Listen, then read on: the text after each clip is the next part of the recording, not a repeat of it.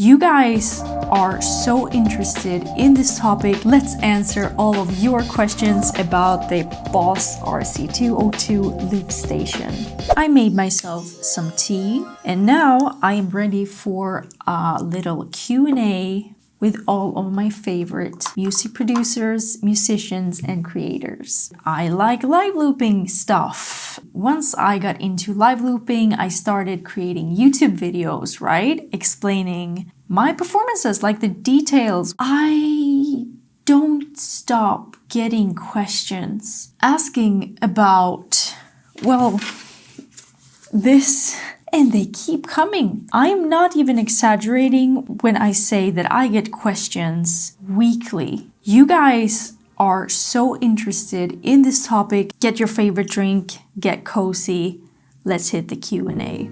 Hey, thank you for this tutorial. Are you using a separate guitar pedal or directly into the 202? Using the line in on the back, you can either connect your guitar directly into the loop station, or you can go through guitar pedals first before you connect it into the loop station. I actually use both. It depends on what I'm about to do, what kind of performance I want to make.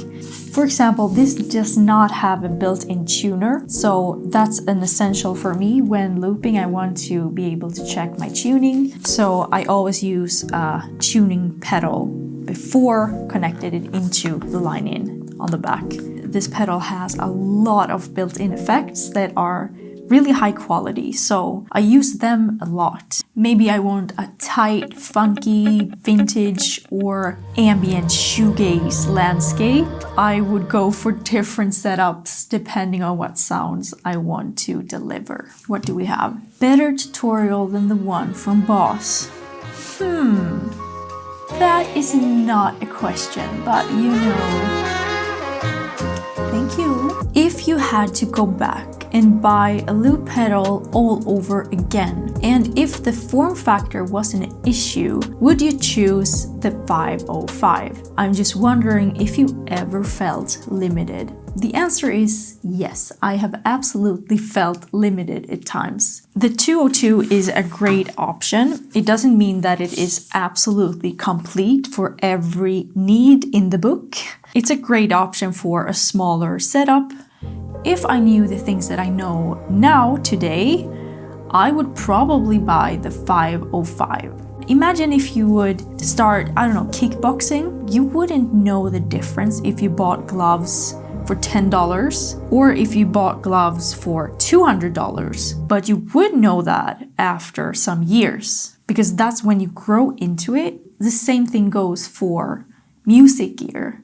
You won't know the difference until you reach a certain level. That's why I didn't buy the 505 in the beginning, and I also had zero experience performing live looping. But today I feel like I kind of do. I actually can't wait until I can get my hands on a 505. The specific changes would be to me that I have 5 tracks instead of 2 tracks, and that is a huge difference when you want to make complex performances with lots and lots of layering.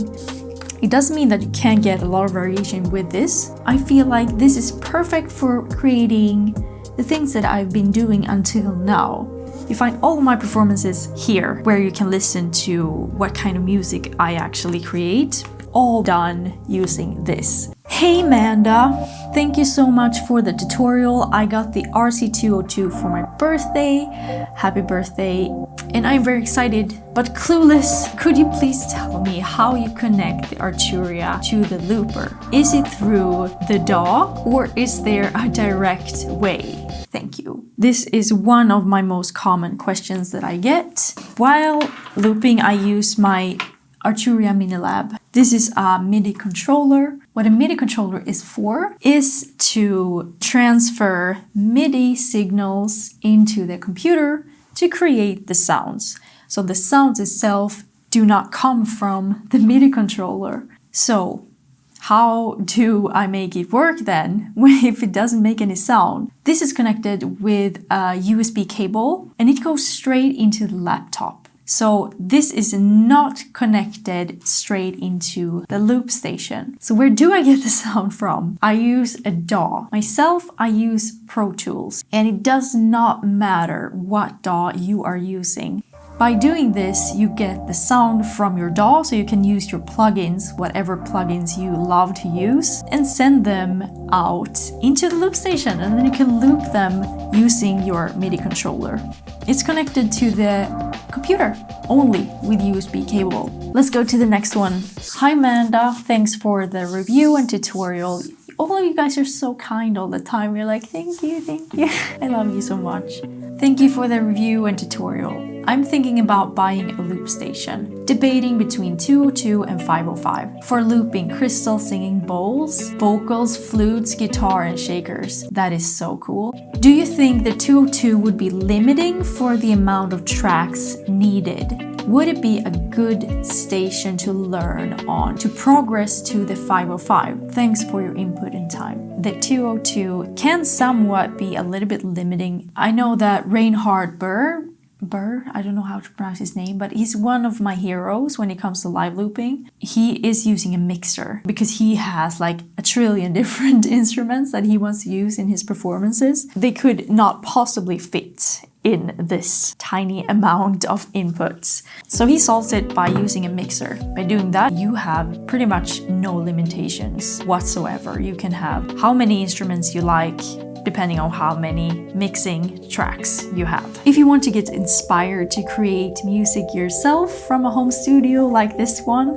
or escape the ordinary to listen to some ambient electronic music, make sure to subscribe to my YouTube channel. You will really like it here. Thanks for the great tutorial. Well, thank you. But I have a question. What is the difference of having 2 stereo tracks instead of just adding one over another? Is it so you can easier manipulate each track individually? Does this limit you in the layers you can record on top of each other?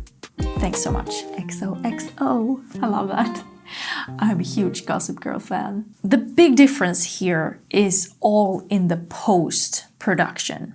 And what I mean with that is when you play live, you're gonna record things, right? You have your 2 tracks here, like one layer here with your guitar or whatever, and say you want to put vocals onto here. And now you have guitar here, and now you have vocals here. And if you separate them like this, you have one recording on each track. Now you can easily manipulate only the guitar, only the vocals in the track FX section. But what if you didn't do that? Like you put everything in the same stereo track. Now you cannot manipulate each individual recording. So if you put on a reverb here now, it's gonna apply to both of your recordings. So that's the difference between separating them and just layering them on the same stereo track. This is when the 505 comes in handy and can be an easier tool because then you have 5 of those. Thank you for the video.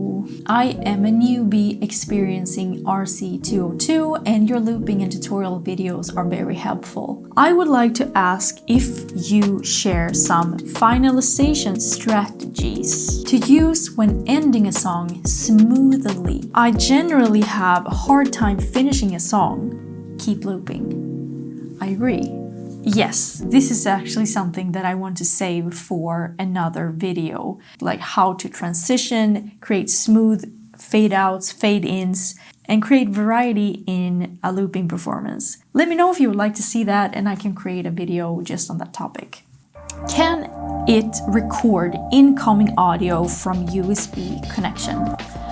Yes, it can. The RC202 is, in my setup, connected with a stereo output cable, and this runs to my interface. This way, I can record my loopings directly into my DAW. If you only want to pick up the sound from the looper, you can just plug in the USB cable in the computer, which is necessary if you want to transfer sound somewhat digitally. You need the USB cable. Just a question, is it possible to select and delete specific layers? Like if I record 3 layers and choose to mute or delete the second, for example, is it possible? Thanks. So this is how it works. When you create a loop, like say you do it on this side, if you use the undo redo button, you can delete the last track, last recording that you just did, and it will disappear. If you push it again, the redo, it will come back again. But you can